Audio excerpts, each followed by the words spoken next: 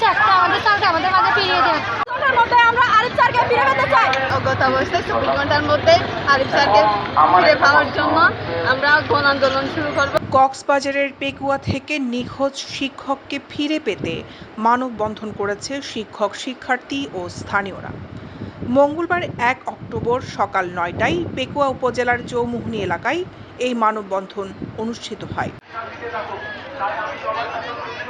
এতে বক্তব্য রাখেন নিখোঁজ শিক্ষকের ভাই, চট্টগ্রাম সরকারি উচ্চ বিদ্যালয়ের শিক্ষক মোহাম্মদ রিয়াদুল ইসলাম, স্মার্ট স্কুল পরিচালনা পর্ষদের সভাপতি মুজিবুল হক চৌধুরী, পেকুয়া মডেল প্রাথমিক বিদ্যালয়ের প্রধান শিক্ষক হানিফ চৌধুরী, রাজাখালী ফয়জুন্নেসা উচ্চ বিদ্যালয়ের শিক্ষক নুরুল আমিন, ছাত্র প্রতিনিধি হিরণ সরোয়ার।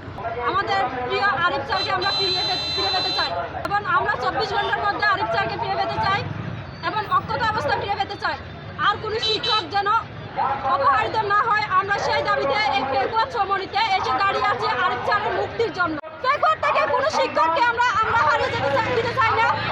শিক্ষকরা আমাদের গুরু, শিক্ষকরা আমাদের বাবার সমান। শিক্ষকদেরকে আমরা ফিরে পেতে চাই।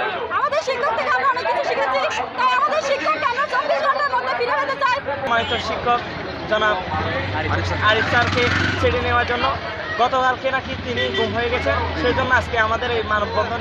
এবং আমাদের স্যারকে কেন অপহরণ করা হবে সেটা জবাব চাই এবং আমাদের স্যারকে পুলিশ প্রশাসন কেন বসাতে নিরব। আগামী 24 ঘন্টার মধ্যে আমাদের ভাই এবং আমাদের সহকর্মী জনাব আরিফ ভাইকে দ্রুত তার সাথে তার পরিবারের কাছে অজ্ঞাত অবস্থায় ফিরিয়ে দেওয়া হোক। 2 দিন আগে গুম করা হয়েছে, যেটা আমাদের জন্য অত্যন্ত লজ্জাজনক বিষয়।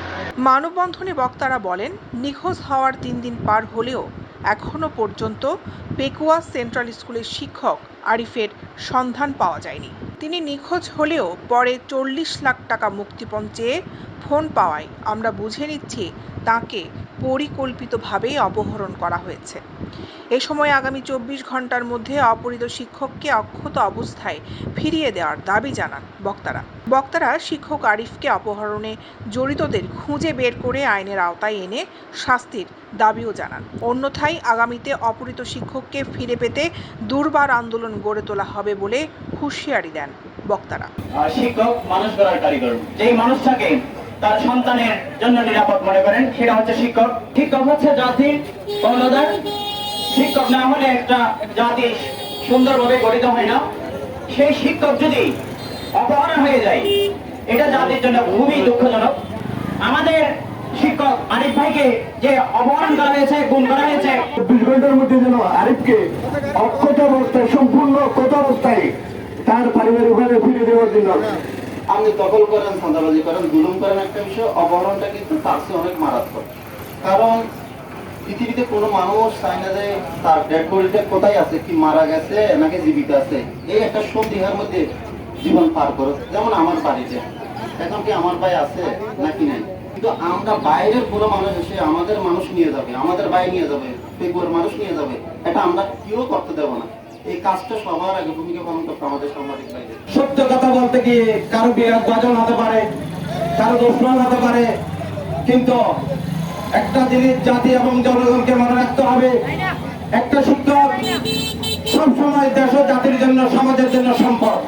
আমরা কি আমাদের সম্পদ হারাতে যাচ্ছি? একজন জলজীবন্ত মানুষকে এখান থেকে গুম করে নিয়ে গিয়ে মুক্তিপণ দাবি করছে। আমরা কি আদৌ স্বাধীন বাংলাদেশে বসবাস করছি? বিশাল অঙ্কের টাকা মুক্তিপণ হিসেবে দাবি করা হচ্ছে, কিন্তু প্রশাসনের এই নীরব ভূমিকার প্রতি আমি তীব্র নিন্দা জানাচ্ছি।